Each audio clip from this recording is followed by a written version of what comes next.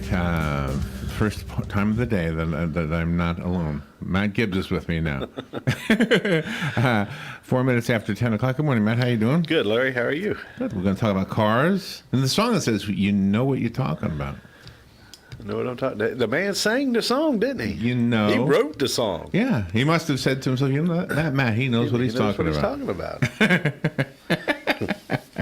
Have you ever met somebody who didn't know what they were talking about? About cars? Yeah. Every day. And do you let them down easy? I mean, how do you... Sometimes I just let them talk and think that they know what they're talking about. That is crazy. Why do we do that as humans? I'm asking a human observation question, I guess. I have no...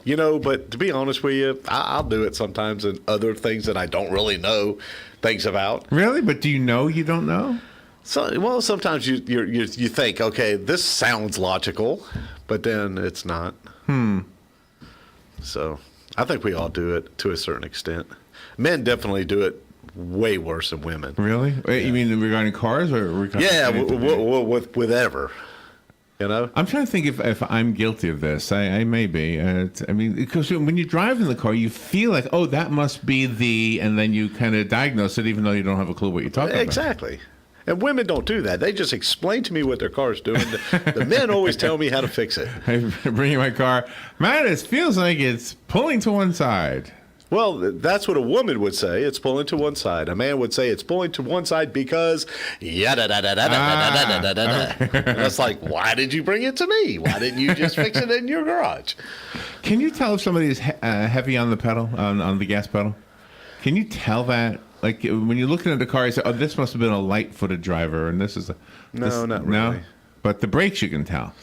Yeah, depending on how many miles the car has on it and stuff. If the rotors are blue and it's only got 35,000 miles on it and the brakes are wore out, yeah, someone rode that car pretty hard. So here's my reason for asking that question. When I was much younger, and I'm a pretty... I don't speed, and I go the speed limit, but everybody's... And I don't do the jackrabbit starts, at a stoplight. I'll just gently get fat. Like a lot of people say, 0 to 60 in 2 seconds. I don't even try for that. I just gently... And, of course, it ticks the people off behind me always. They always seem to go, yeah, come on. And now that I'm older, I can have an excuse. Well, I'm an old man. But when I was younger, I did the same thing. But I remember a mechanic telling me, oh, you must be light on your foot. I can tell. And I don't know what he saw. Did he ride with you by any chance? I rode with Larry. That's a good question. All right, let me go to the phone. Let's take a phone call. By the way, the phone lines are open. If you have a question about your car, the number is 622-9622, or if you just want to show us what you know. Good morning. You're on the air with Matt. Good morning, Matt. This is Bob. How you doing? Good, Bob. How are you? Okay, Matt. Question for you. Okay. Years ago, the hot setup was positive traction, limited slip differential, posi rear, as they called it. Nowadays, we have traction control. The question for you, Matt, is the traction control, is that tied into the anti-lock braking? And also, as an added question, is that tied into all-wheel drive? Does that work and function in all-wheel drive traction control? I'll hang up, Matt, and listen to the answer. Thank you. Have a good day. Thank you. Bye. Good question. Well, there's actually two things he's talking about here. Where at first he was talking about back in the day we had posi limited slip rear ends. We still have posi traction, limited slip rear ends even today, especially in a lot of the trucks. The traction control is a completely different system. Traction control is kind of like ABS. ABS and traction control and ABS, they use a lot of the same sensors to monitor both systems. ABS is going to be applied when one of the wheel speed sensors sends a 0 mile per hour signal to the EBCM, which is the electronic brake control module. So if you're driving down the road and you lock up the brake, and let's say the left front wheel stops and it starts to skid, it automatically sends a signal to the EBCM, which causes the brakes. That's why when you apply ABS, the whole car vibrates. You know what I'm saying? It's because the electronic brake control module is now pulsing the brakes 50 times a second. Wow. And that's what allows you to steer under heavy emergency type braking. Wow. Well, traction control reads the same thing.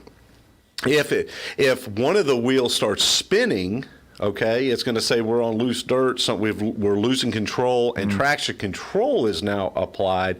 It'll actually start dampening cylinders. If you have a 6-cylinder car, it'll start making it'll vibrate, but the vibration's coming from a different source. Now the computer's telling the PCM, the powertrain control module, to start breaking down cylinders, try to slow the vehicle down so that the wheel can stop sliding and get traction. And so there is still posi locks, or limited slip rear ends, and traction control is it's one of the operating systems in a lot of the new cars to help keep you from losing traction if you're driving on ice, snow, water, whatever. And yes, those systems, if it was manufactured that way, is on rear-wheel drive cars, front-wheel drive cars, or all-wheel drive cars. So but some cars have different types of traction control systems than other cars. It might be a Chevy Impala, and Chevrolet may come out with this package of anti-skid and traction control, and it might be a little bit different than the next Impala, same year, make, and model. So we always have to pay attention to what programming is in the computer of the car. Wow. It's actually quite a bit to kind of keep up with sometimes. Is that what prevents you from sliding out of control if you slam on the brake in the rain? If you slam on the brake, your ABS is going to take control. Let's say you're driving and you're going around a corner and you start sliding the car. Now traction control is going to take over. It's two different things. Wow, that's amazing. And I remember when we used to have automobile inspection stations, and the instructions were to drive up on the ramp and slam on your brake. Right. And I'm old enough to remember when you could slam on your brake and literally just lock up all the wheels. But right. you really can't do that anymore. You can't. It's funny how the when the ABS systems were coming back, they had a version of them back in the 50s or 60s or something, and then back in the mid 80s they started coming back again, and it might have been the early 90s where Tevis brake systems were real prominent in the GM cars. And Tevis brake systems are the brake systems that Boeing developed for the jets. Okay. And I remember going to Jacksonville to the GM training center there, and I'm gonna get certified and learn all about these analog brakes. That was the funnest class I ever took for GM, because we got to go out on their test track and actually learn how to drive the car with ABS. Oh wow! And we did it with water down on asphalt conditions, dry conditions, sand, the sandy part on it. It was just really cool how you could control the car and stop. We had a car that did not have ABS, and we went in a straight line at so many miles per hour. At this line, slam on the brakes, and we would see how far we would skid. And then with the ABS, we would stop in half the distance, and we were able to go maneuver around cones and stuff. Wow! So it was actually a real fun. It was a real fun experience. I wonder if intuitively, when we're in an emergency situation, we don't even realize that just maneuvering around something while you have the brakes on couldn't have even been possible. Was not possible, because wherever you locked up the brakes, whatever direction the car was heading, and you could do whatever you want to with the steering wheel. It wouldn't matter. As long as those wheels were locked up, it was heading in the direction that it was aimed at. Makes sense, yeah. All right, we do have a phone call. Good morning. Thank you for calling and waiting. You're on the air with Matt. Hey, good morning, guys. Good morning, Matt. This is Mike McCoy. Hey, Mike. Here you go. I haven't talked to you in a long time. I'm glad I got to meet you one day out at the auction, I think it was, right? Yes, sir. I know that you have had this situation before. With the internet and Google search and everything, have you ever had this situation where people come in and they'll ask for a quote on a job? You give them a quote, and their eyes will open up. This happened the other day. A lady came in to me. It was on a Chrysler PT Cruiser timing belt water pump. Really easy one, right, Matt? Oh, yeah. Yeah. Yeah. Everybody cries when they have that one. Well, anyway, I gave her the price to do it, and she said, she looked at me in such a serious face without any hesitation. She said, well, why is it so expensive? She says, I watched the video on YouTube, and it was only 15 minutes long. And so my natural, I thought about it for a second. I said, ma'am, do you like, you ever see the show Columbo or the crime shows on TV? Yeah. I said, do you really think that they solved a murder in 30 minutes? And she said, but I know you've had that one, Matt, and it's very frustrating when people will come in with a little bit of information. And I've always heard all my life that a little bit of information can be very dangerous if you don't have the whole thing. Yeah, I'm sure you've run into that. Yeah, we run into that quite often. And I tell people too, when I was working for GM, we had to do a lot of continuous education classes. And in 1988, I worked for Oldsmobile and GMC at the time. The Oldsmobile Cutlass, the Cutlass Supreme that we remember, the square body one, the big one. It was what we called a G car, and then they came out in 1988 and they redesigned the Cutlass, and it was from the big car to that little small car. Well, that small car was a W car, and we had to learn about the W cars brand new. We've never seen one before, so we're watching this video on how to put an engine in and take the engine out of the W car and put a new engine in, and it took the guy on the video at least 10 minutes. We all sat there and laughed, and he was like, take these bolts out and take this bolt out and you do this, but you got to understand that to take that motor out of that car takes hours.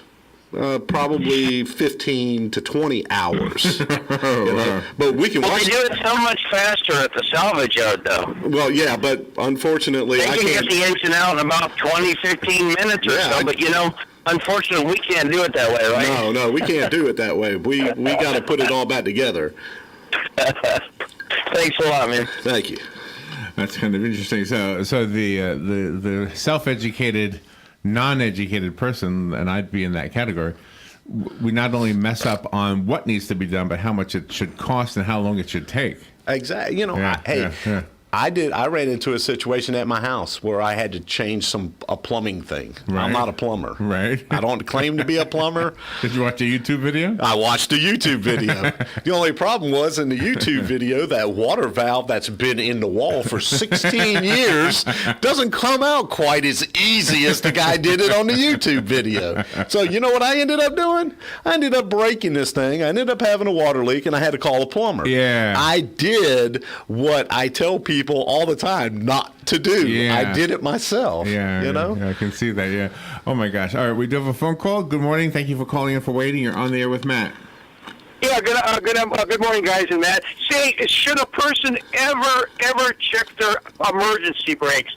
I've never done it. I don't know of anybody that's ever checked their emergency brakes to make sure that they work or not. Would that be part of a scheduled maintenance checkup that you guys would do? Let me tell you the easiest way to check your emergency brake.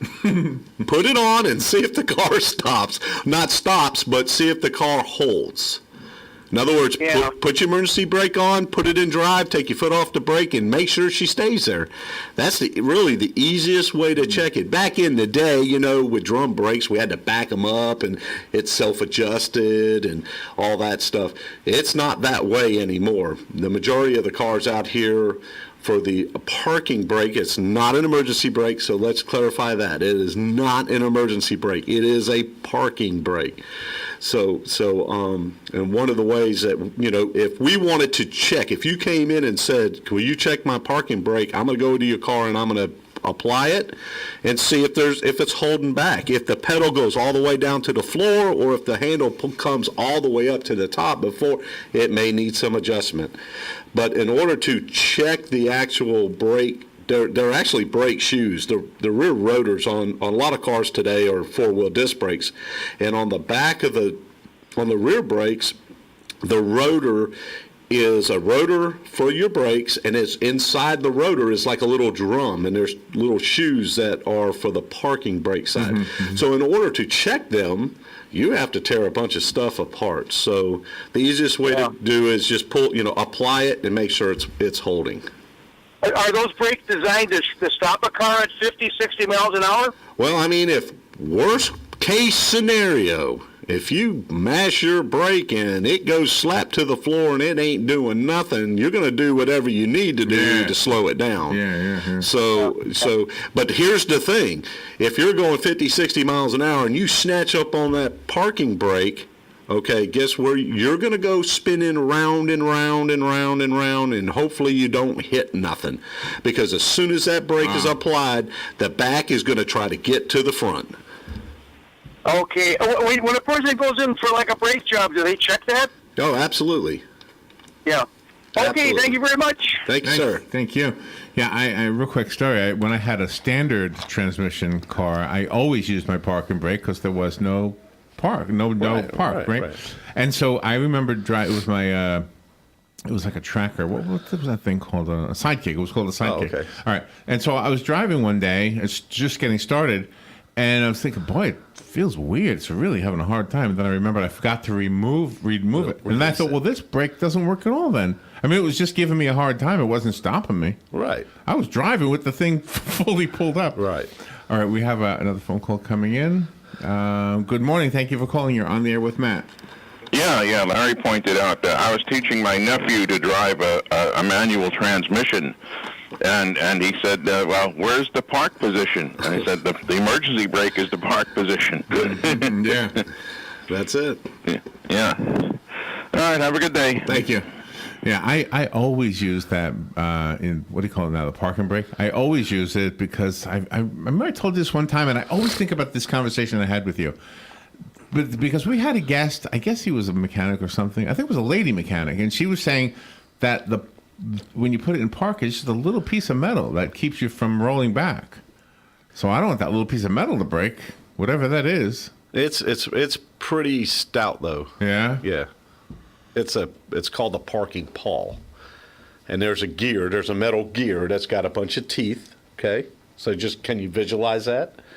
You know what I'm saying? Yeah. And then when you put it in park, there's a pretty thick piece of metal that goes that goes in between the gears. That's why sometimes you ever put it in park and then your car rolls just a little bit and you hear it. Yes, and that's what I'm always afraid of. That's when that's when that pawl is being engaged in between the grooves.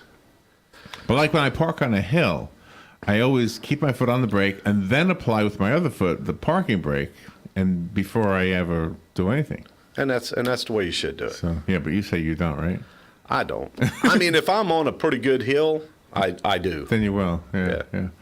The phone line is open right now if you want to call. The number is 622-9622. Matt is my mechanic, and he is my mechanic not because he does a radio show at the radio station I work for, but well, that's probably how I met you. But once I got to understand that you're quick, you're fair, you're affordable. If it's not affordable, it's not your fault. It's usually the way the world is. And I can trust you. I think that's the biggest reason above everything else. When you know what you're doing, so, and you vet, the word of the year, vet. You vet your employees. Yes. And you taught me how to break a window with a spark plug. Yes, sir. I always think about that too. I do too. I always think one day there's going to be an opportunity for me to win a bet. But I understand in the state of Florida, it's against the law for me to break a window.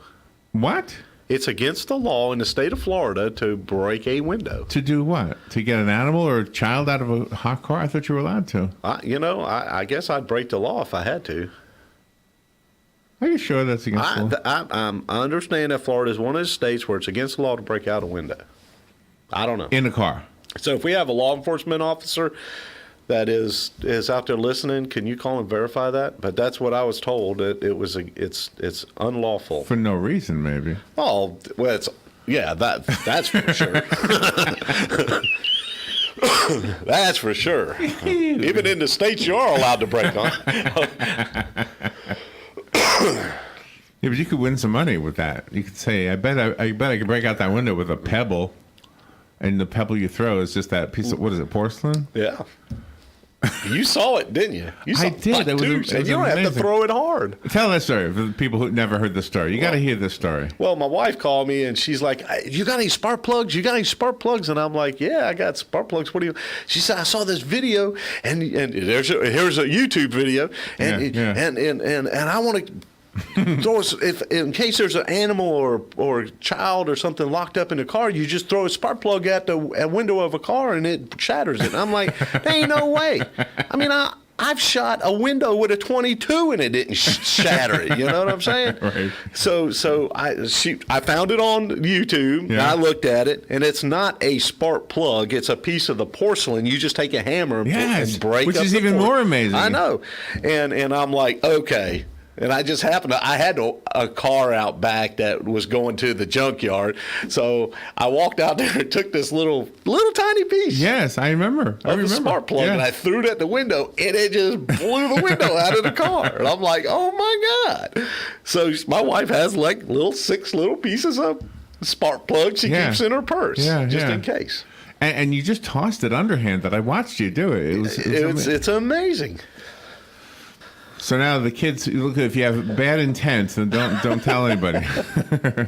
Yeah, don't go around busting out people's windows. So I wonder if you just scraped it against the window. Would it cut the window like a diamond does, like in Superman movies? I don't know.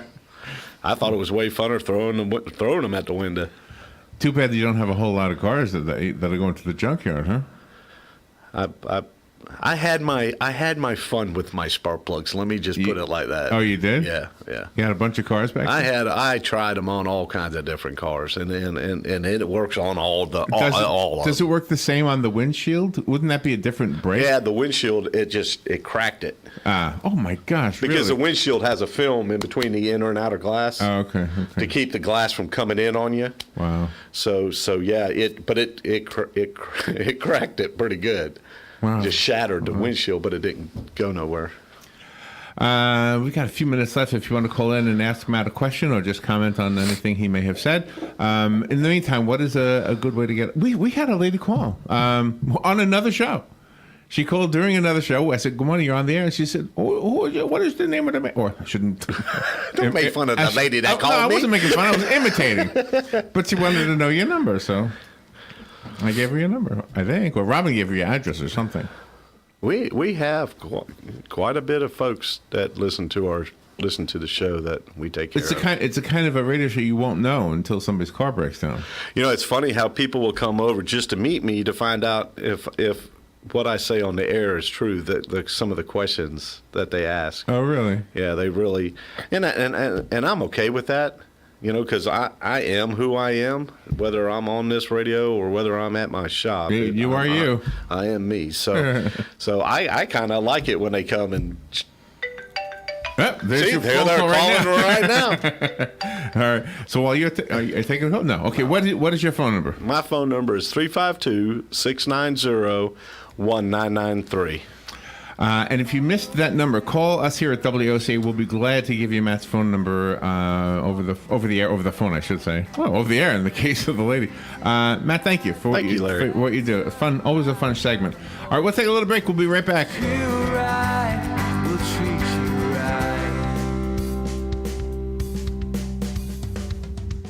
Broadcasting from the Paddock Mall Studios, this is WOCA, Ocala, Gainesville, The Villages, 1370 AM, 96.3 FM, The Source. The College of Central Florida is committed to being your first choice for quality higher education. CF has locations in Marion, Citrus, and Levy counties and offers more than 60 academic programs. Earn a certificate, associate, or bachelor's degree. With Florida's 2+2 program, a student can complete an associate in arts at CF and be guaranteed admission to a state of Florida university. CF is ranked number 13 in the U.S. for affordability, is military-friendly, and offers a full student life experience. Make CF your first choice. Call 352-873-5800. The weather is brought to you by myfwc.com. Safe boating is no accidents. Bright sunshine, but rather chilly on this Tuesday with highs in the upper 50s to mid-60s.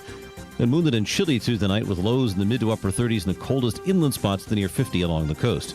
Mostly sunny Wednesday, highs in the mid to upper 60s. And on Thursday, partly sunny, the high 70 to 74. From the Florida Weather Center, I'm meteorologist Joe Lundberg.